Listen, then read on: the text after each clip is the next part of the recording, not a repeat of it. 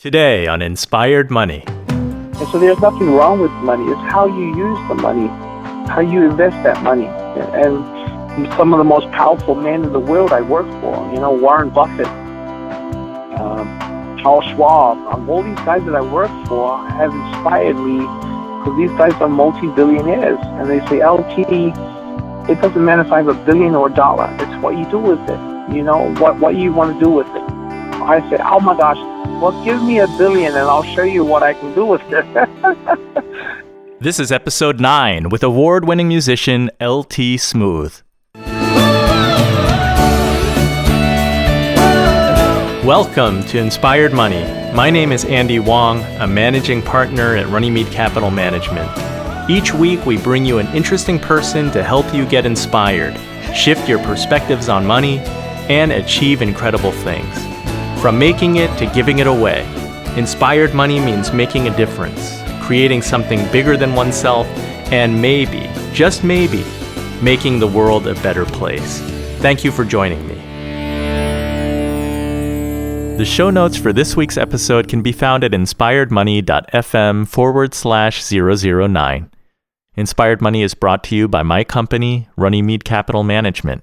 If you're worried about the stock market, or don't know if you'll have enough money in retirement, we can help. Learn more about us and educate yourself for free by subscribing to our blog at inspiredmoney.fm.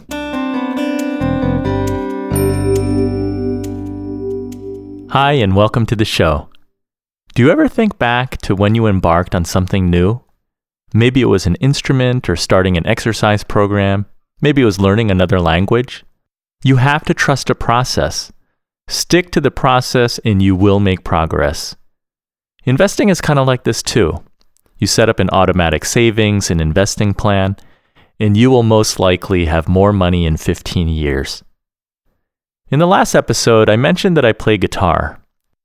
2 years ago, I was part of the Hawaiian Slack Key Festival, performing with 6 other musicians, Chris Lau, Bill Wynn, Stephen Inglis, Danny Carvalho, Ian O'Sullivan, and LT Smooth. We played 3 sold-out shows in New Jersey, Wolf Trap Barns in Virginia, and we finished up in New York City. Guess who sold the most CDs every night? Nope, it wasn't me. It was LT Smooth. Most likely you've never heard of him. LT grew up in Auckland, New Zealand, taught himself to play 19 instruments at a professional level by watching YouTube. And his incredible story doesn't stop there. His personal story is amazing and heart-wrenching, coming from troubled beginnings to becoming an award-winning musician. I'm going to try finding a video of him performing alongside U2's Bono and include it in the show notes. And just a quick warning, some of the subject matter today may not be appropriate for young children. In this episode, I hope you'll learn, number 1, take nothing for granted. Appreciate the blessings and privilege in your life. Number 2, no matter how bad things seem, there's always hope for turning things around. And 3, LT will teach you the importance of passion with purpose. It's my great pleasure to introduce you to my friend, soon to be yours. Let's get inspired by talking to LT Smooth.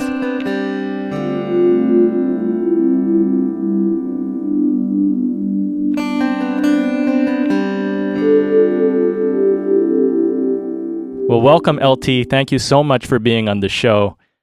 I like to start with the first question. What's your earliest childhood memory of money? 9 years old. 9 years old. Any story when you were 9? Yeah, I was smuggling drugs from Auckland to Wellington, and came back with a suitcase of $100,000. Holy cow. I think your story is a unique one. Should we just jump right into your childhood and talk a little bit about what it was like for you growing up? There's so much to talk about, and so much to tell you about, but it's also very painful to even think about the past. It definitely was a school of hard knocks that I grew up in. Definitely that road. But it's made me who I am today. So helping my father and in the life of gang banging, starting at the age of 9 and got out of it at 19, and I lost 2 siblings and a father. Yeah. Wow. Very painful. And I buried all 3. That was in Auckland? In Auckland, yeah. Mm-hmm. That was a very difficult 10 years between 9 and 19, it sounds like. Oh, definitely very hard, and I can't tell you how difficult that's been. So, but it's made me who I am today, for sure. Most of us were never gangbangers. What is that like? It was pretty, it was really mean. I mean, it was very, like, I'm not sure how close you are to your father, and I think everyone has a different perspective of that. And following what your father said to do is basically what I did. And I'm not the only one, 2 of my other brothers did the same thing. How many siblings do you have? I have 9 brothers and 1 sister. Wow, big family. Yeah, and so only 3 of us left. And so I don't know who the rest of my siblings are. I'm actually found my sister on Facebook and my mother. That's talking birth siblings? Yeah. So when my mother smuggled me out of New Zealand, she adopted me, and she adopted all of us, actually, and she put a depot on our lives, meaning when we came back, from where we came back, we had a different name. It wasn't an O'Sullivan anymore. It was a Toomata. So interesting. It is very interesting. So in order to get me out of the country, they had to change my name because my record was too big. So, what led up to your finally leaving? Yeah, I was getting ready to do a delivery of $250,000 of cocaine, and I'm not sure if I should say this on air, but anyway, that's the past. And then I heard my father had hanged himself. So, oh my goodness! There was an opportunity for me to leave finally. And so, well, there's a lot to it. Most of my story is a little deeper than a conversation. I can't tell you. I can't tell you how it feels like being raped by my own father for 10 years. I have the scars. I've been operated on for about 3 or 4 times to get my body back to where it was before. So that no one will ever understand unless you see the scars for yourself, So it's a little deeper and a little heavier. I've survived it, and then I'm now telling the story of my life through my music. So yeah, and I still have symptoms, and I still have nightmares, and in fact, I had a stroke in December last year. Oh, I wasn't aware of that. And that was in the Big Island. I was in my own home. I just got home from playing music for 9 hours, and I entered into my front door, and I collapsed and hit my head on the floor. And what happened was the drugs and the finally took over my body. So when I got my X-rays done in San Francisco, they found privileges in my bones, meaning pocket holes, like a target practice for the Army when they look at a cliff and they shoot cannons into a mountainside, and then when they pull the cannon out, you have those little pocket holes. Well, all my bones have that. My whole body is full of pocket holes. And they could not believe what they saw. They've never seen anything such like it. And they said, "What did you do? Did you take any? What did you do? Because we can't explain what you have." Mm-hmm. And I said, "Well, I took heroin and cocaine starting at the age of 9, and I took it for 10 years straight." And the doctor started crying because they cannot believe how I survived another 23 years of my life with this condition of my bones, So, and so, telling you the story about my life is a little complicated than just. It's just very difficult to not explain it and not tear up because Sure. It feels like it was just today. So I've been through a lot, and I think I finally got what I need to do, and that is to help kids that are going through the same thing in my life. I'm building a music school here on my own property, and the school is to cater for kids that are that need help, that are broken.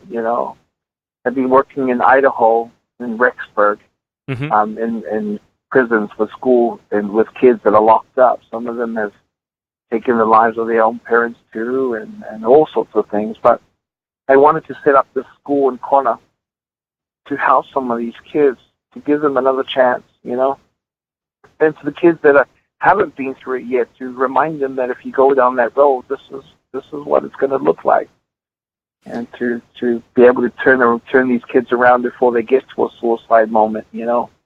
Well, I think that the advantage that you have is that you can speak from the heart and that you've been there. I hope that can help you to reach them. Yes, indeed. So that's why you've been described as a motivational musician. Definitely, because I've walked the line. I've been there and I've done it.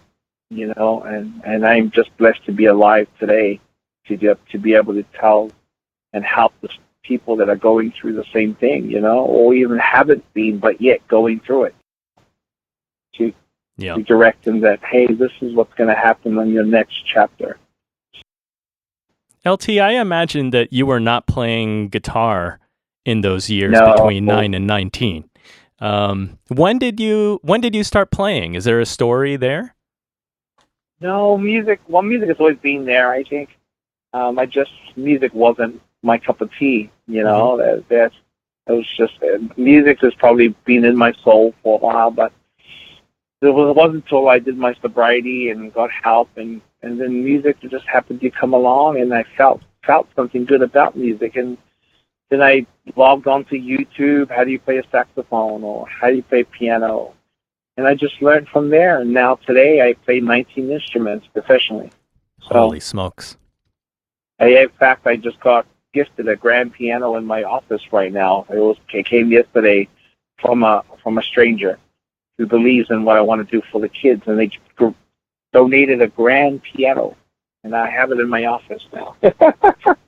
So it's incredible what I came from nothing, and now I have all this.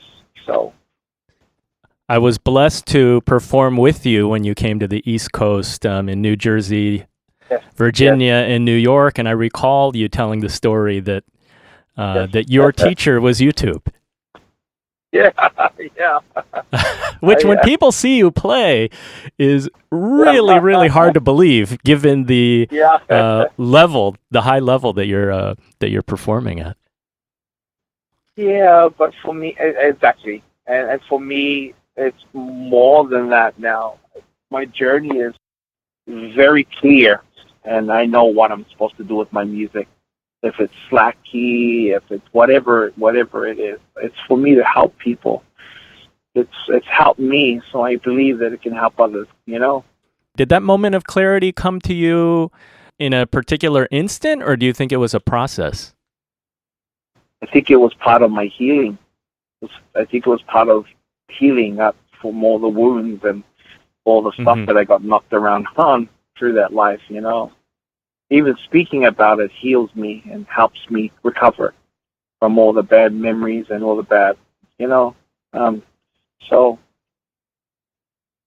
it's been a journey, I must say, my brother. It really has.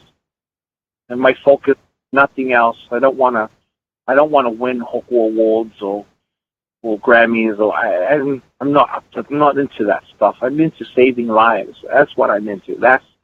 There's nothing more better in my life to do now while I'm still alive is to use my music to save people's lives. And so I will do that for the rest of my life. So, but I want to take it to the next level. I want to keep going forward, and I want to keep dreaming how I can make it happen, how I can leave a legacy behind for others, kind of like Israel did, just with the ukulele and his voice. But I want to build a school so that I can mentor these kids to help them through it. And music is just the hook. There's so much more about life that we need to teach these kids. How to deal with anger, how to deal with violence, how to not use your hands when you get mad, how to control your temper. Think there's so many things that we can teach our kids. All these kids that live here and born and raised here don't even know how to husk a coconut. Yeah. We're islanders. Now, something's wrong with that. It's because 90% of our food gets shipped in. That's crazy. You know, what happened to the kids? Go out and cook the meals. Don't use the microwaves. Go fish. Go hunt. Or go dive for your food and see how hard those people that came before us did, you know. And so we're missing so much chapters in our lives. And we're too busy concentrating on what we're going to eat tomorrow and what we're going to dress. What we have, and what bills we have to pay. I mean, there's so much more value in life. If we can take a step back, you're going to set up this school, Heart of Music, in Kona. For the Inspired Money listener, can you maybe give a little bit lay of the land? I turned my acre and a half of blue rock. We're not blessed like California, or they have a lot of dirt. We have a lot. We're lived literally on a volcano, live volcano. So everything that we dig into is blue rock. It's just so solid. And so having an acre and a half of blue rock, I have to work so hard to even find machines that have hammers to get to the level where we can build on. And I started this property 3 years ago by hand, just me and a chainsaw and my bottle of water. And I chopped through 3 years of grubbing by hand until I brought machines in. And now, if you think that wasn't hard, oh my gosh, it was just brutal. But the thing that kept me going was my vision, was my hunger for change in people's lives. I can't tell you what made me so happy to get up with sore bones and sore muscles after digging holes in trenches for all day and all, you know. It's so, if you don't have vision, then obviously you're going to be tired. Obviously you're going to feel that pain even heavier, because if you don't have vision, you perish. It's just simple. And a lot of people today, even great musicians, don't have a purpose. They don't have vision. They really don't. They're great, a great performer, great musician, but they don't have anything else but that. What's the use playing music if we don't have a goal towards it to do what? Is always my question to my students. Why do you want to play music? I want to be like you. Well, obviously that's wrong. It needs to change. You need to play music for a reason and a purpose that will make the next generation or your life better. You can't just play for the sake of music. It's got to be beyond that. I believe, and that's what I'm teaching these kids. Is there an answer that you can give to your students, or is that something that they have to find themselves, that goal? Definitely. I mean, you're a musician, aren't you? I mean, you play music for a purpose and a reason. You know, I can't tell a kid to go and practice like me, because it takes a lion. It takes hunger. It takes passion to do what I do. You know, while you're sleeping, I'm practicing. You know, while you're sleeping, I'm just getting out of work at 2:00 in the morning, and when I get up, you're still sleeping. So there's a difference between your vision and your purpose in your life and mine. Mine is very clear. A lot of people don't know what their vision in life is. They live paycheck to paycheck. It's crazy, but it's definitely true. LT, how many children do you think you can serve at the Heart of Music School? And what kind of issues are they going through in their lives that you're trying to solve? I think that's a good question. And right now I'm in the process of trying to figure out if I could host some of these kids. If I could pass all the permits that I need, then I definitely can host some of them. But most of the kids too will be locally, so they'll have homes and they'll come in, and you know, like an ordinary school. But I'm setting it also up like a studio, a recording studio too, so that we could record and dialogue every single thing that we do in the school. We'll be teaching pretty much every instrument. I can teach pretty much every instrument, but I want to bring teachers from all over the world. I have good professors from New Zealand that want to come and help the school. You know, and so I want to have different teachers with different stripes. Even yourself can come and teach under our school, because you have such different to bring to the table. I can't just bring, not everyone can relate to me. But my staff is put together. A lot of them don't have degrees, They have love. They have kids of their own. They know what it feels like to nurture their kids and take care of them and handle the attitudes that these kids have never had parents to do, So there's a lot to show for there. So you mentioned earlier places that you've gone to work with kids and kids in prison or people in prison. What did you learn from those experiences that have shaped you to where you are today? It's just reminding me of me, not that extreme, but that our kids are dying left, right, and center. I mean, I don't know if you know, but Kona recently, a friend of mine called me up from Hillside and said, "Hey, my daughter is missing." I said, "What do you mean missing?" "She's been gone for 4 days and we can't find her." I said, "Track her phone. Does she have an iPhone?" He said, "Yeah." So track her phone, find out where the phone is. You can even track it if it's dead.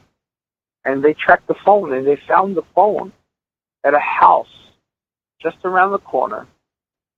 And the phone was at this lady's home. It's a mother and son operation, and they were using teenage girls for prostitution on the Big Island, as opposed to transporting them from Hilo to Kona.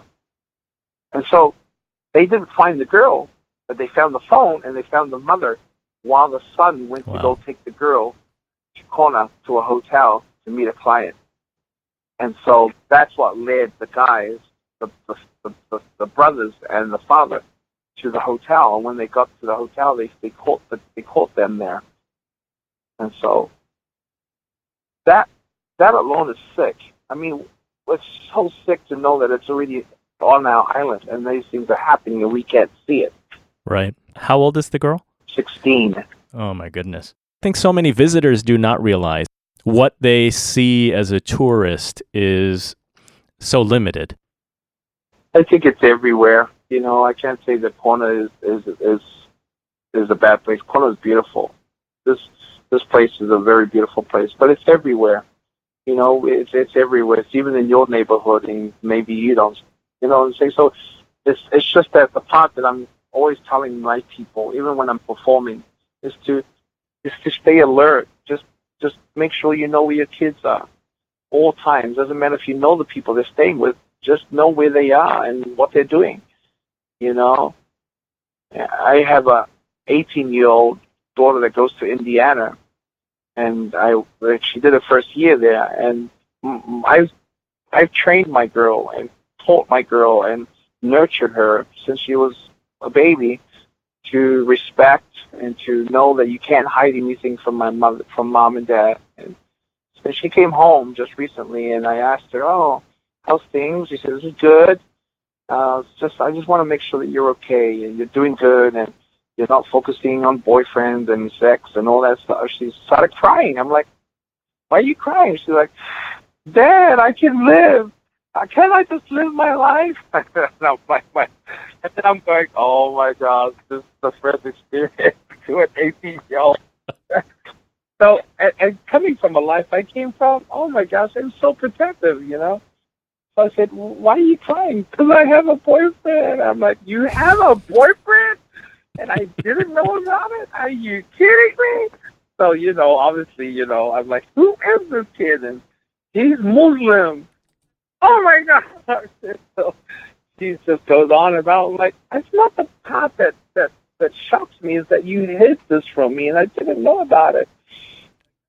And she's like, "I'm scared of you, Dad." I'm like, "That's one thing you should never be. I'm here to protect you, not to make you scared."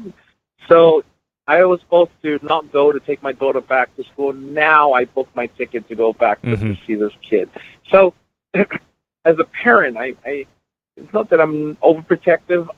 There's so much in this world that has happened that has made me alert even more to watch over my kids, to make sure that whoever she's dating knows who I am. Well, what I'm hearing from the other side of your vision is part of guiding children down the right path is that there is a responsibility on the parent to be asking questions and to be involved, because otherwise you're not going to be able to guide them where they need to be. And you can't be there 24/7 for them. They got to live. They got to breathe. They'll learn their mistakes as they go along. But it doesn't mean that us as a parent doesn't know where they are or are they okay. It's just a concern. And a lot of these kids that I've been working with, their parents don't care. They literally are. One girl woke up in the morning and her father and mother are lying on a table, did ice all night, and then realized as she got closer, her baby sister, who was only 2 weeks old, the parents put that baby in the oven and cooked it like a chicken and then ate him like cannibals. So the daughter woke up in the morning seeing this. She grabbed a kitchen knife, slit both of the parents' throats so they never woke up again, held their hand and called 911. Now that girl's only 11 years old, serving life in prison. She'll have her first court case. Her trial will start at 19 years old. She's 18 right now. Where is she located? In Idaho. Now, LT, the kids that you visit in prison and that you're trying to help, I mean, they're there for all kinds of different reasons. Even though they're there for different reasons, does it boil down to the similar problems? Pretty much. It's like a good friend of mine. He shot himself in the head here. What happens was he would come to church on Sunday and everything would be okay and we would nurture him but he would always go home to a hoarder house. He was a hoarder. So you couldn't get to his bedroom because he had everything piling up, and he would always go back to the same problem. Unless you fix the problem, it'll never change because you're going back to it. No matter how much nurturing you get outside of the house, he would always go back into the house where the problem was, and he ended up taking his life on his bed because he couldn't take it anymore. So. It's the same problems that are going around. The biggest problem is we're not attacking it. We're not dealing with it. No matter how many times we keep telling him, hey, you need to change. Then let's bring us some trailers in and some trucks. Let's empty out that house of yours so you can breathe. And yeah, we can do it next week. And then it just keeps dragging on and right till the day he took his life. So now for you, part of it was leaving where you were and going to Australia, right? That's correct. Yeah. I had to get out. Yeah. Is that necessary, cutting the cord and going somewhere, almost starting over? Of course it is. I mean, if it works for you. But, I mean, we don't have what we have today. We had a lot back then. We don't have the same setup and the same help. And everything's not free. So things cost money and even just to get into a rehab, my friend paid $30,000 for a rehab and did everything they could, and he still took his life. Yeah, I mean, come on, it's crazy to even think about. And when you lose your own son, I don't know how it feels like losing my own kid, but I do know how it feels like losing a family member many times over. So a loss is a loss, and it's some of them a little bit more painful than others. So. You've been through being at rock bottom, maybe even more than once. I've made my mistakes, and some of those mistakes was spinning the bullet, on my own self. Because I'm tired and worn out. A lot of these kids are worn out, and then they're not even teenagers yet. At 12 and 13, they're worn out already.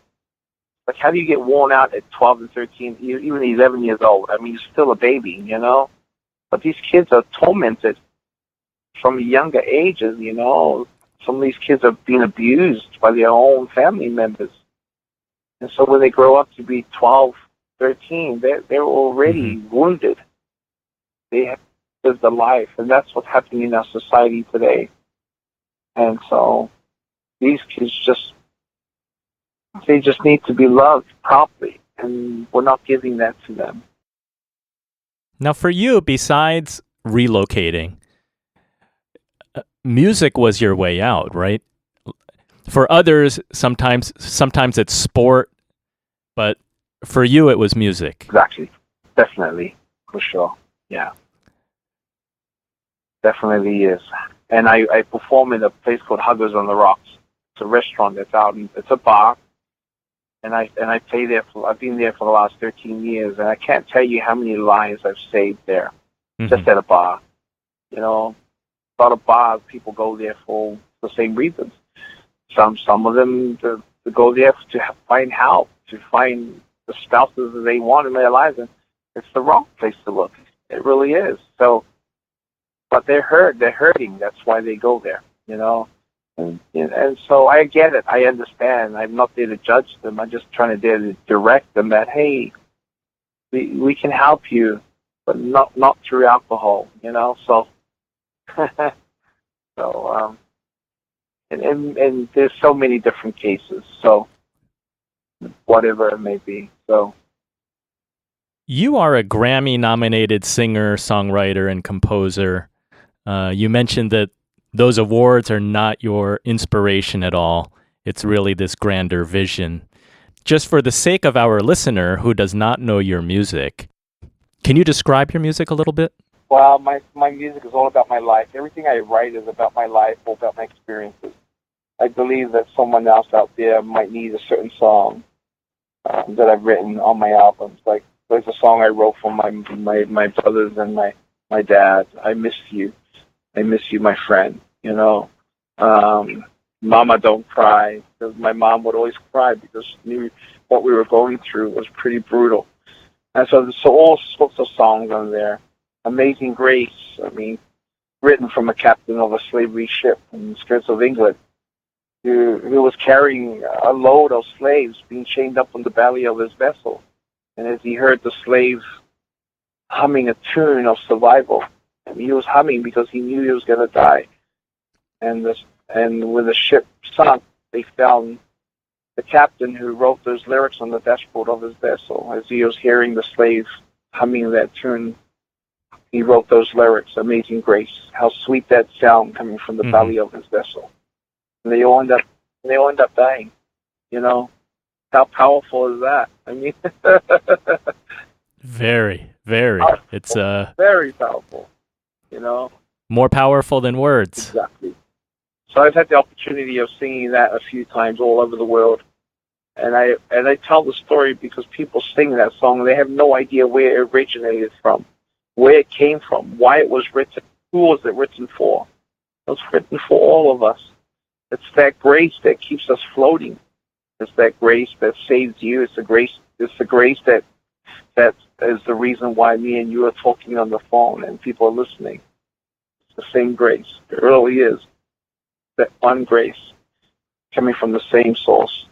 And that is the Father. So, you know. For you, was there a moment where you felt that grace? Well, many times, but it came down to one moment, and that was the word forgiveness. I needed to forgive my dad in so many ways, through putting me through all that and losing my own brothers. And I can't tell you how much grace it took for me to say, I forgive my father. And then all these doors opened up in my life. It's the whole reason why the doors never opened up in the first place, because there was so many hurdles and blocks in my life that I needed to break down, and one of the biggest ones was forgiveness. I couldn't forgive my father for, even through my sobriety, I couldn't forgive him. Yeah, so when was that? Was that very recently? My sobriety?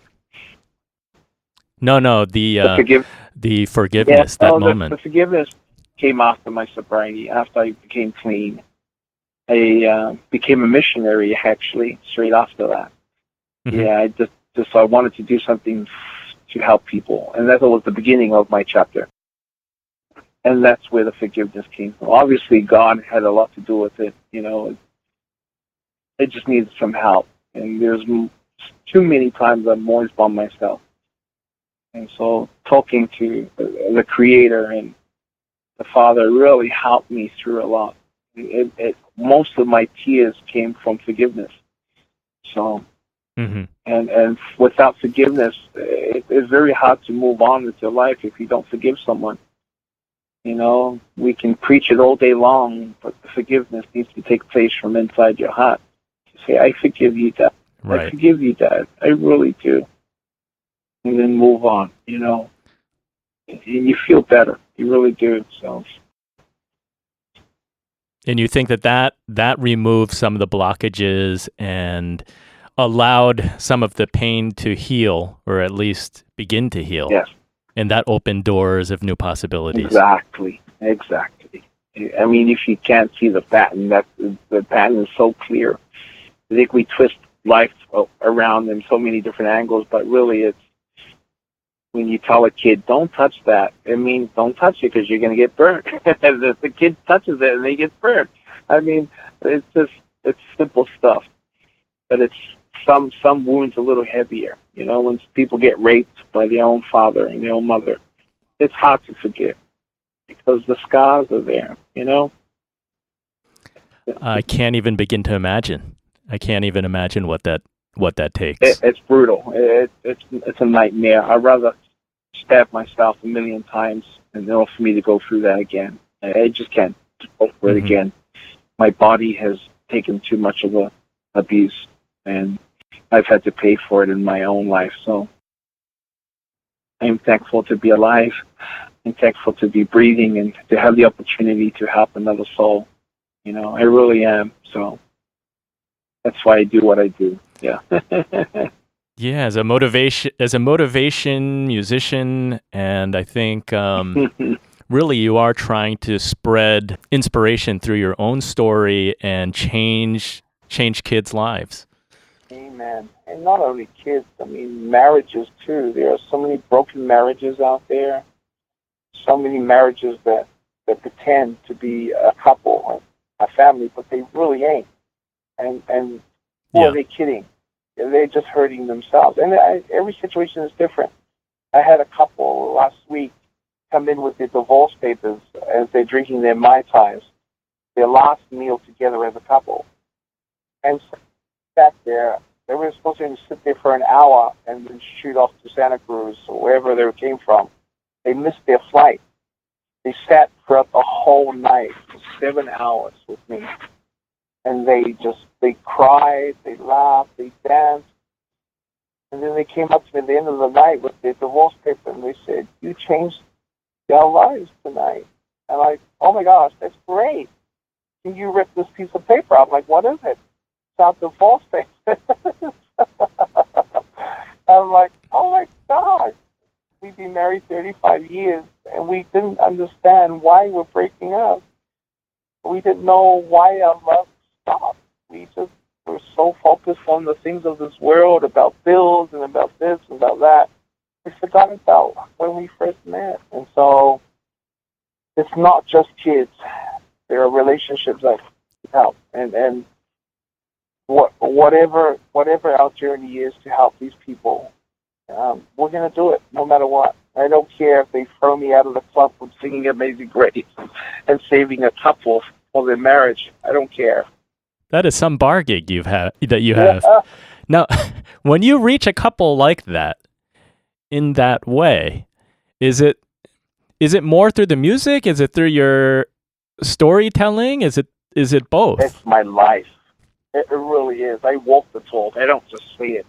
And that's coming through your performance. That's what you're saying. It's who I am. It's my lifestyle. That's how I live. How I explain my story is how I live in my life. I help people every day. Like this morning coming to my office to meet with you, there's an old lady changing a tire. I pulled over the side and I'm dressed up and I have gum underneath her towel, jacking it up in the heat. And I'm doing this because, you know, that's what we do. It should be a lifestyle for us, you know. And finding out later on, she's a widow who lost her husband and is moved from I think it was from New York City to Hawaii to heal from her loss. And she wrote me a check for $5,000 this morning for my school. When I told her I was just doing this school for the kids, she said, I want to give you something. I'm like, no, you don't have to help me. It's okay. I just stopped to help you with your tire. It's okay. It's not a problem. She goes, I want to give you a check. And she gave me a $5,000 check to help for the school, the kids. I mean, you just don't know. I mean, I don't just go around the corner under a tree and find $5,000. It just doesn't work that way. Right. But if you help people just for the sake of who you are and what we do, the blessings come from everywhere. You don't even have to try because it's a lifestyle to live. It's hard to say and do. It's two different things. But we got to try somewhere. We have to find a start somewhere in our lives. So I wrote a few things down to say on air. Is that okay?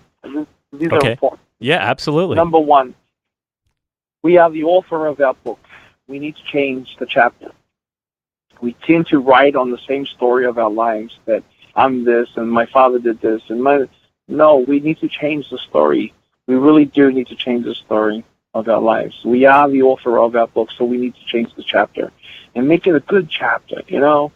Number two, we got to be happy with ourselves. We got to love ourselves just like you love others. Because if you don't love yourself, there's no way for someone else to love you if you don't love yourself. A lot of people today are so broken, they don't even love themselves. They're too busy worrying about how I'm going to lose weight, and I'm so fat, and I'm so this, and I'm so that. It's just, you got to find a balance where we love ourselves. That it is very important so that other people can love you, you know. That's number two. Number three is enjoy the journey, not the destination. Stop looking so far away for, I want to be a professor, or I want to be a millionaire. I mean, it's too far. Enjoy the journey. Enjoy every day you wake up and have a cup of coffee. Enjoy those moments towards the goal. Yeah, life is too short. Life is way too short. Life is short, so you have to enjoy every second. You have to enjoy every second of it. And fourthly, number four is work hard, play hard.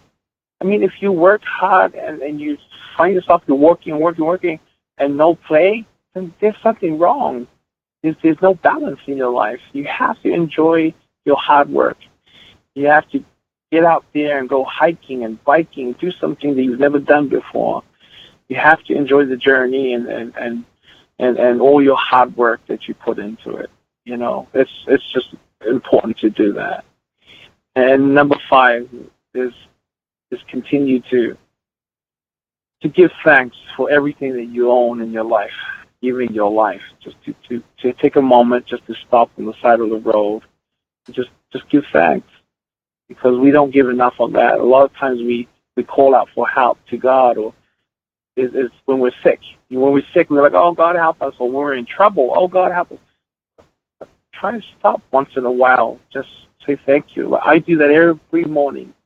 I get up and I say, thank you, Father, for the gift of life. I really, really appreciate everything that you've done for me. And give thanks, not just because I'm sick or because I just got given $5,000. No, I give thanks no matter if I didn't have those stuff.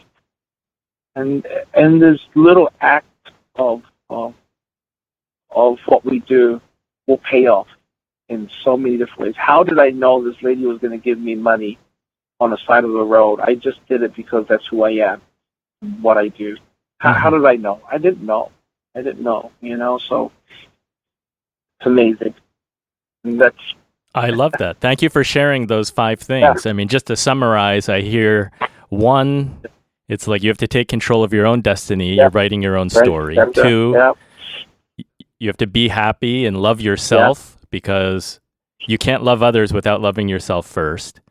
Number 3, right. Number 3 is enjoying the journey and not becoming overly focused on the destination. Number 4 is really giving it your all, because work hard, play hard means that you don't have time to waste. You better be giving your full effort no matter what you're doing. Yeah. And then enjoy it. 5th is gratitude. Gratitude. This show is called Inspired Money. So I'm wondering, given all the difficult things that you've gone through, you genuinely appreciate the gifts in your life because you were able to turn your life around. You were able to forgive your father. Given that experience and that transformation in your life, like, what does inspired money mean to you? Like, does money matter to you, or is it just a means to do better things and help people? So there's nothing wrong with money. I mean, people keep saying that all day long. That money is evil. Money is this. There's nothing wrong with money.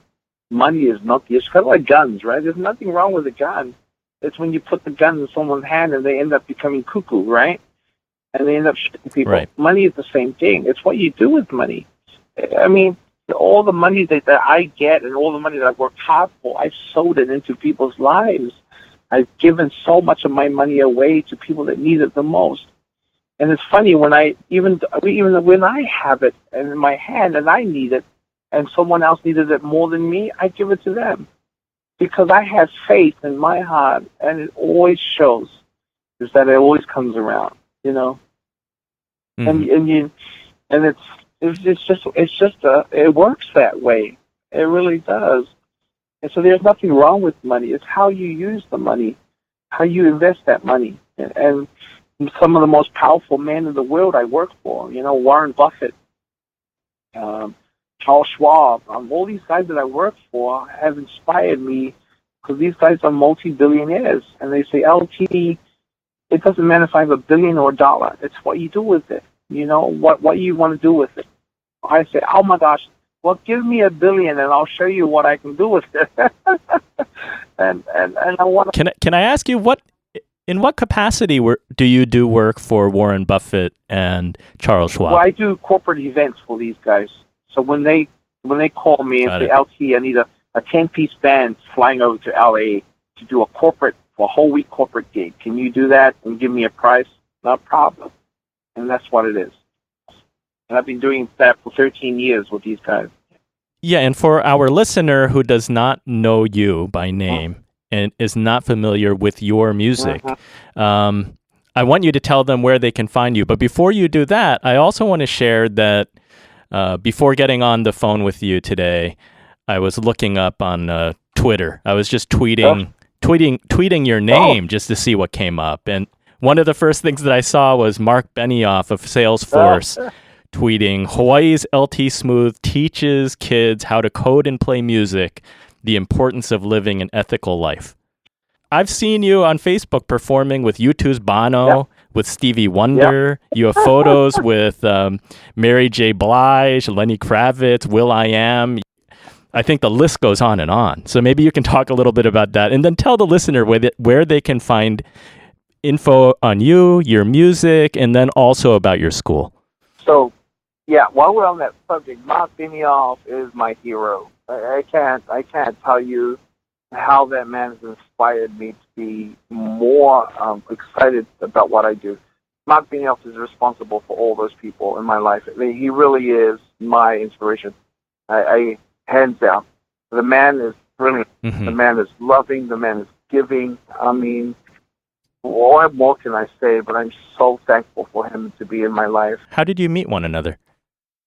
I think through his sister's wedding in Kona, and that's how we got. Okay. And he is responsible for me performing with Bono and all these guys. I mean, he is just an inspiration in my life. And someone I didn't even know, you know. And so they can find my music on iTunes, you know, just log in LT Smooth, and they'll find my albums, Freedom, My Journey. And then my new album came out on CD Baby. It's called Fly Away With Me. That's my new album. It's on there. And then I'm working on another 3 albums back to back right now as we're speaking. So, and then my music school, it's going to be based in Kona.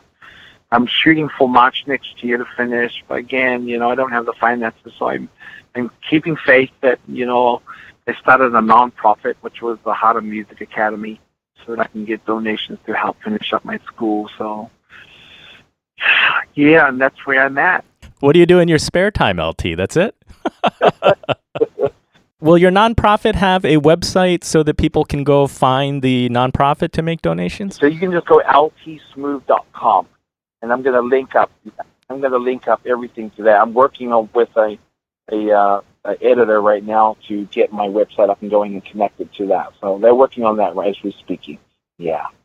Fantastic. That's awesome. Thank you, LT, for sharing your personal story. Oh, you're welcome. Your thoughts on, how people should prioritize things in their lives. And your story is truly inspirational. So thank you for sharing. And it's been so great catching up with you. Thank you. Thanks for having me online, and look forward to seeing you again soon. Thank you, LT. Aloha. Lots of aloha to you. Okay, bye-bye. Wow. I hope you made it through that heavy interview. What were your favorite inspired money moments? LT Smooth is a living example of inspiration.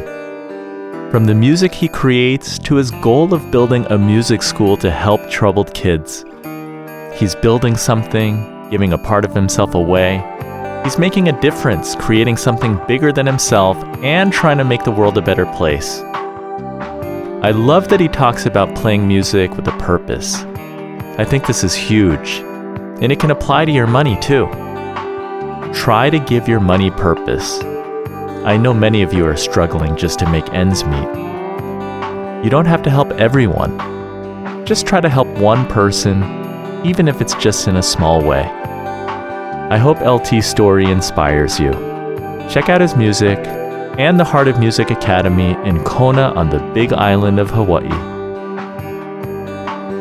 There's no preview this week. I'm busy getting ready to attend FinCon, the world's largest financial content expo that includes writers, podcasters, video producers. If you're going to be in Dallas, October 25th through 28th, I'd love to meet you. Hold on, don't go away yet. I just want to share one iTunes review with you. I want to thank Eminem657 who wrote, "This is a great podcast. I really appreciate hearing from a variety of diverse guests. I've listened to other podcasts that touch on the subject of money, and with those, I often feel like it's a list of all the things that I'm not doing right. With Inspired Money, that is not the case, and it's actually inspiring to listen to the journeys ahead. Please send me an email because I want to send you an autographed CD of Jim Kimo West and Ken Emerson's Slackers in Paradise. And then to you, Inspired Money listener, please go write an iTunes review right now. It'll only take 30 seconds. Send me an email with your iTunes username, and I'll mail you a CD too. All the music on today's show is by Jim Kimo West. Want to be an inspired moneymaker? Do something that scares you. Do something that's going to make you better. Do something to give back in a bigger way to the world. Tweet me or email me what you're up to. Until next time, find your inspiration and run with it.